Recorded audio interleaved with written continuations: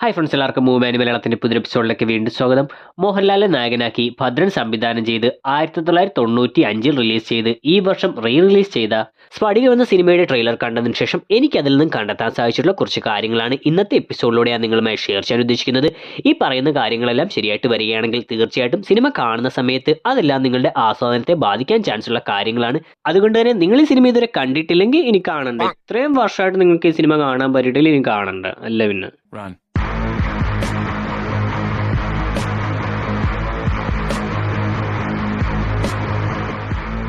ട്രെയിലറിലുടനീളം മോഹൻലാൽ അവതരിപ്പിക്കുന്ന നായക കഥാപാത്രത്തിന്റെ പേര് ആട് തോമ എന്നാണ് പറയുന്നത്. ഇതിൽ നിന്നും ഈ കഥാപാത്രം ആട് കച്ചവടം നടത്തി ഉപജീവനം നടത്തുന്ന ഒരാളാണെന്ന് തോന്നുന്നു. കൂടാതെ ട്രെയിലറിൽ പല ഭാഗത്തും ഇയാൾ ഒരു ലോറി കൊണ്ട് നടക്കുന്നതായും കാണിക്കുന്നുണ്ട്.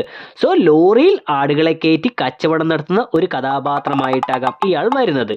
ട്രെയിലറിൽ മറ്റൊരു ഭാഗത്ത് പഴയ കാലത്തെ ഓട്ടക്കാലനെ കാണിക്കുന്നുണ്ട്. ഈ ഓട്ടക്കാലന 19-ാം നൂറ്റാണ്ടിന്റെ തുടക്കം മുതൽ ഏതാണ്ട് പകുതി വരെ ഇന്ത്യയിൽ നിലനിന്നിരുന്ന ഒരു നാണയമാണ്. സോ ഈ സിനിമയുടെ കഥ നടക്കുന്നത് മിക്കവാറും ഇന്ത്യക്ക് സ്വാതന്ത്ര്യം കിട്ടിയ ആ സമയത്താകാം. അതിനുള്ള മറ്റു പല സൂചനകളും ട്രെയിലറിൽ തരുന്നുണ്ട്. അതായത് ട്രെയിലറിൽ പല ഭാഗത്തും ഈ ആടുതോമ എന്ന കഥാപാത്രം തന്റെ മുണ്ട് ഊരുന്നതായി കാണിക്കുന്നുണ്ട്.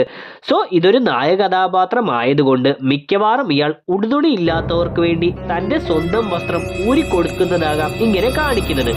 അതല്ല എങ്കിൽ സ്വാതന്ത്ര്യ സമയത്ത് ബ്രിട്ടീഷ് വസ്ത്രങ്ങളുടെ ബഹിഷ്കരണം ഉണ്ടായതുകൊണ്ട് ബ്രിട്ടീഷ് വസ്ത്രമായ തന്റെ മുണ്ട് ഊരി എറിയുന്നതാകാം ഈ സീനിലൂടെ കാണിച്ചത്. നിങ്ങളെ സാക്ഷി നിർത്തി ഇത് ഞാൻ ബഹിഷ്കരിക്കണം. ഇതും എനിക്ക് ആവശ്യമില്ല. കൂടാതെ മറ്റൊരു ഭാഗത്ത് സ്വന്തം അച്ഛന്റെ ഉടുപ്പിന്റെ കൈ മുറിച്ചു എന്ന് പറയുന്നതും ഇങ്ങനെ അച്ഛന്റെ ഡ്രസ്സിന്റെ കൈകൾ വരെ ബ്രിട്ടീഷ് വസ്ത്ര ബഹിഷ്കരണത്തിന്റെ ഭാഗമായി മുറിച്ചു കളഞ്ഞു എന്നതിന്റെ സൂചനയാകാം. മറ്റൊന്ന്, ഇയാൾ പോലീസ് സ്റ്റേഷനിൽ നിന്നും തല്ലുകൊണ്ട് വരുന്ന സമയം വടികുത്തി ചിരിച്ചുകൊണ്ട് പോകുന്നതായി കാണിക്കുന്നുണ്ട്. സോ ഗാന്ധി മാർഗം സ്വീകരിച്ചിട്ടുള്ള ഈ കഥാപാത്രം തന്നെ തല്ലിച്ചതച്ച പോലീസുകാരുടെ മുന്നിൽ ദേഷ്യമൊന്നുമില്ലാതെ ചിരിച്ചുകൊണ്ട് പുഞ്ചിരിച്ചുകൊണ്ട് പോകുന്നതായിട്ടാണ് കാണിക്കുന്നത്.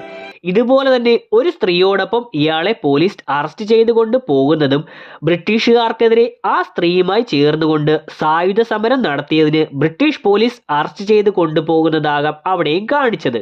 സോ 19-ാം നൂറ്റാണ്ടിന്റെ പകുതിയോടടുത്ത് ഏകദേശം സ്വാതന്ത്ര്യം കിട്ടിയ ആ ടൈമിൽ ഒരു ആട് കച്ചവടക്കാരനായിട്ടുള്ള നായക കഥാപാത്രം ഗാന്ധി മാർഗത്തിലൂടെ തന്നെ തല്ലിച്ചതച്ച പോലീസുകാരുടെ മുന്നിൽ പുഞ്ചിരിച്ചുകൊണ്ടും ബ്രിട്ടീഷ് വസ്ത്ര ബഹിഷ്കരണത്തിന്റെ ഭാഗമായി തന്റെ ഡ്രസ്സുകളും അച്ഛന്റെ ഡ്രസ്സുകളും വരെ കീറി മുറിച്ചെറിഞ്ഞും സ്ത്രീകളോടൊപ്പം ചേർന്ന് ബ്രിട്ടീഷ് ഭരണകൂടത്തിനെതിരെ സായുധ സമരം നടത്തിയും വരുന്ന ഒരു കഥാപാത്രത്തിന്റെ കഥയാകാം ഈ സിനിമയിൽ നമുക്ക് കാണാൻ സാധിക്കുന്നത്. പിന്നീട് മറ്റുള്ള ഒരു ഷോട്ടിൽ KPC ലളിതയുടെ കഥാപാത്രം ഒരു ചൂരൽ വെട്ടുന്നതായി കാണിക്കുന്നുണ്ട്. ഇത് ആ വീടിന്റെ അവസ്ഥ കാണിക്കുന്ന ഒരു സീനാകാം. അതായത് വീട്ടിൽ അടുപ്പ് പുകയ്ക്കാൻ വിറകില്ലാഞ്ഞിട്ട് അധ്യാപകനായ ഭർത്താവ് കൊണ്ടുവച്ചിരിക്കുന്ന ചൂരൽ വളരെ വിഷമത്തോടെ വെട്ടി അത് കത്തിക്കാൻ എടുക്കുന്നതായിട്ടാണ് അവിടെ കാണിച്ചിരിക്കുന്നത്. പിന്നെയുള്ളത് ഒരു റെഫറൻസ് ആണ്. അതായത് ട്രെയിലറിൽ ഒരു ഭാഗത്ത് കടുവ എന്ന് എഴുതിയിരിക്കുന്നതായി കാണാം. ഇത് ഈ സിനിമയിലെ നായകനായ മോഹൻലാലിന്റെ ഒരു കടുത്ത ആരാധകനായ പൃഥ്വിരാജിന്റെ കഴിഞ്ഞ വർഷം പുറത്തിറങ്ങിയ കടുവ എന്ന ചിത്രത്തിന്റെ ഒരു റെഫറൻസ് ആകാം. കൂടാതെ ട്രെയിലറിൽ ആ ലോറിയിലായി ചെകുത്താൻ എന്ന് എഴുതിയിരിക്കുന്നതായും മോഹൻലാൽ അങ്ങോട്ടേക്ക് കൈ ചൂണ്ടുന്നതായും കാണിക്കുന്നുണ്ട്. ഈ ചെകുത്താൻ എന്ന് പറയുന്നതിന് പല പേരുകളുണ്ട്. ഈവിൾ, ഡെവിൾ, കോക്കാച്ചി, മാക്കാച്ചി, ഉമ്പാമ്പ, മാടൻ, ചാത്തൻ എന്നിങ്ങനെ പലതും. ഇതിൽ ലൂസിഫർ എന്നൊരു പേര് കൂടി ഈ ചെകുത്താൻ എന്നതിന് വരും.